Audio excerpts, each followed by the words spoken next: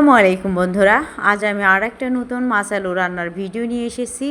সেটা হচ্ছে বড় মাছের মাথি আছে, সেই বড় মাছের মাথি দিয়ে আমি মাছ আলুটা রান্না করব। এখানে কড়াইতে আমি সরিষার তেল দিয়েছি। সরিষার তেল দেওয়া হলে আমি সকল মশলাগুলো ভালো করে মজিয়ে নিয়েছি। এখন আমি মশলার গুঁড়ো একটু দিব, কারণ যেহেতু মাছ আলু রান্না করব। এখন আমি মাছগুলো দিয়ে দিলাম, মাছের মাথাটা সহ বাকি অংশগুলো দিয়ে দিলাম। কত সুন্দরভাবে আমি মজিয়ে নিয়েছি, মশলাটা আগে সুন্দরভাবে আমি মজিয়ে নিয়েছি। এখন গরম পানি দিয়ে আরও ভালো করে আমি মাছের মাথাটা সিদ্ধ করে নিব। সিদ্ধ করে নিয়ে মাছগুলো আমি সবগুলো ভেঙে দিব। তো আগে থেকে আমি মাছ আলুটা সিদ্ধ করে রেখেছিলাম, এগুলো এখন দিয়ে দিলাম, দিয়ে আবারও ভালো করে আমি মজিয়ে নিব। এই তো আমার কত সুন্দরভাবে মজানো হয়েছে। আর আমি গরম পানি আগে থেকে করে রেখেছিলাম, গরম পানি দিয়ে আবারও সুন্দর করে নাড়াচাড়া করে নিব।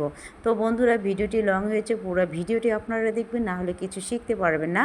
যারা নতুন রাঁধুনি আছেন তারা অবশ্যই এই টেকনিকে রান্না করতে পারেন। আমার রান্নাটা হয়ে গেছে, এ পর্যায়ে আমি শুকনো জিরের গুঁড়ো দিয়ে নামিয়ে নেব। বন্ধুরা, ধন্যবাদ।